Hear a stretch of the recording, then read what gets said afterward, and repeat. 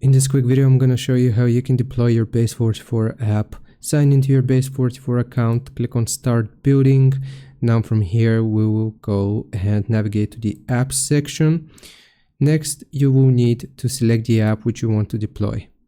Once you have your app ready, then what we're going to do is publish it. So you want to click on Publish and then copy this link which you have to your app. You will copy the URL.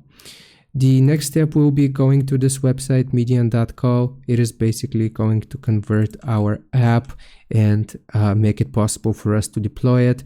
Paste the link which we copied and select Build Your App. Now this is going to look like this. Create new app. You will have to set a name for your app, and then you will just click on Start Building My App. Now this is going to turn it into a native app, and you can follow the process here with the help of the simulator. So it is going to show us that it's currently going to be building it for iPhone and then Android as well. So basically from the left hand side here, we just want to click on build and download.